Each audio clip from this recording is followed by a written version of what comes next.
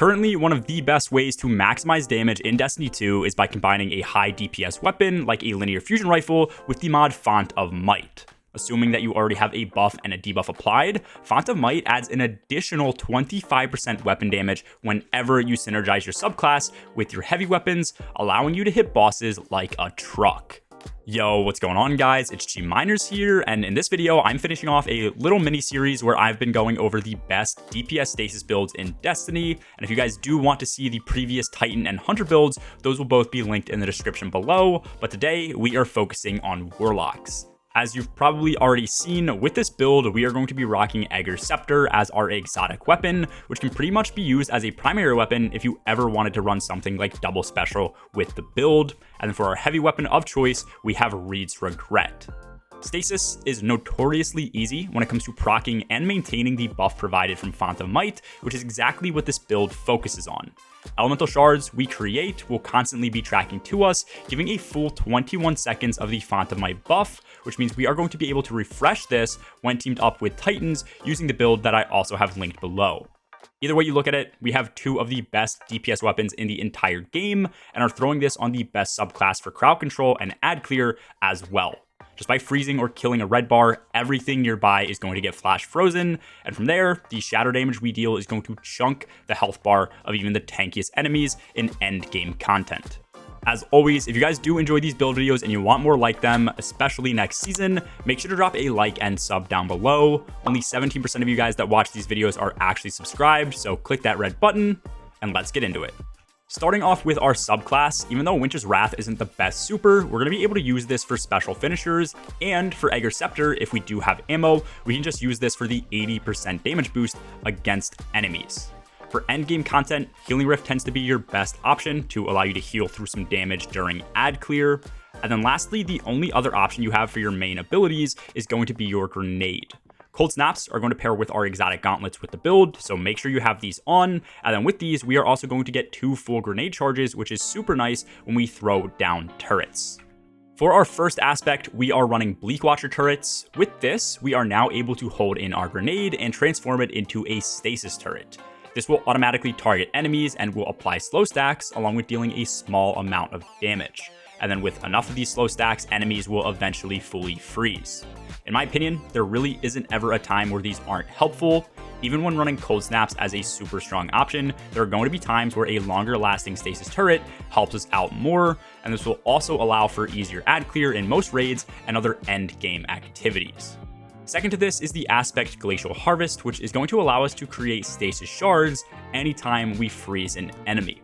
These shards at base are going to give us a small amount of melee energy back on pickup, but as I hinted at in the intro, the real reason we are going to want these is because they will eventually allow us to proc Font of Might. With this setup, we are going to get 4 fragment slots in total. So first and foremost, we have on Whisper of Durance. This allows our slow effects and our abilities that linger to last longer. So for our turrets, which is the main reason we have this on, this bumps our time up from 25 seconds to 30 seconds in total.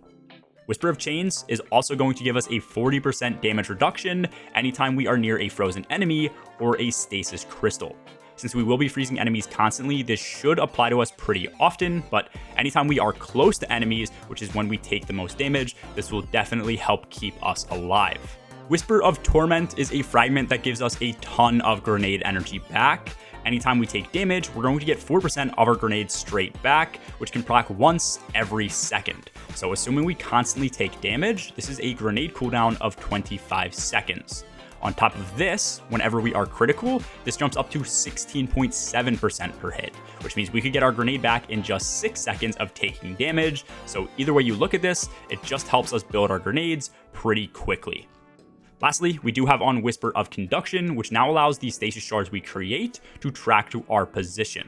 This is super nice because it means we don't have to always grab the stasis shards ourselves, and in damage phases where a Titan might generate these for the team, we can constantly get Font of Might to now reset its timer.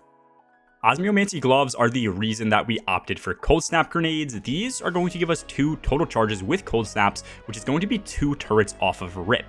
But these also give a huge amount of energy back when using the cold snaps regularly, and this energy increases against tougher enemies. So just with this exotic, we have two completely unique ways to play with the build.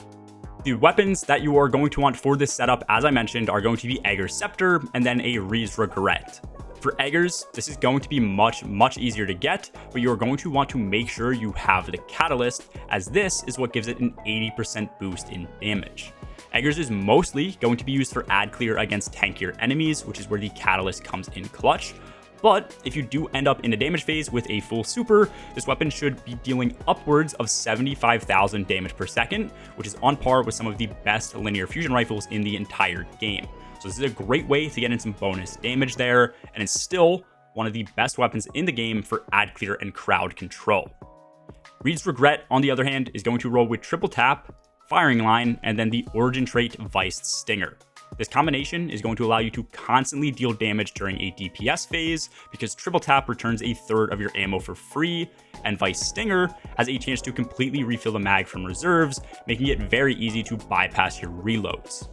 When combined with our mod setup, Reed's Regret along with Ager's Scepter are both going to be getting a 25% damage boost from Font of Might, and this does stack with a debuff like Tether or Divinity, along with a buff like Well of Radiance, so this setup easily is going to allow us to hit for almost the max amount of damage possible in Destiny with little to no extra setup. So with all that being said, for our mods, first up is going to be Elemental Shards. This is a super clutch mod, now allowing our stasis shards to count as stasis elemental wells, and this does have a slight cooldown when it procs. However, we are going to be combining this with the mod Elemental Time Dilation. This makes duration-based elemental well mods, like Font of Might, have increased duration when running multiple copies. So with that said, we are also running 3 copies of the mod Font of Might, so that upon grabbing a single stasis shard or a stasis elemental well, we get a full 21 seconds of this 25% damage increase. This will only work for stasis weapons while on a stasis subclass, because Font of Might does require synergy. And then finally, for this build, having the mod Special Finisher is going to allow us to constantly use Ager's for ad clear. This does burn super energy, so you will want to manage how often you use this if you do also want your super up for damage, but this just gives us the option to play however we want. This finally completes the stasis DPS meta builds I have put out this season. As I said, we do have one for Titans and one for Hunters as well, so definitely make sure if you guys want to hit for near max damage at all times, that you check those videos out for when you switch characters. This is definitely one of the best build setups in the entire game and makes one phasing much easier, assuming you have multiple people doing this. Let me know your thoughts on the build in the comments below and what you guys currently use for boss DPS. I do also stream a bunch over on my Twitch, where we do low mans and speedruns live. A link to that is in the description below, along with my Discord server, where I have all of my builds. Anyways, that's all for this video, guys. As always, have a good one. Peace.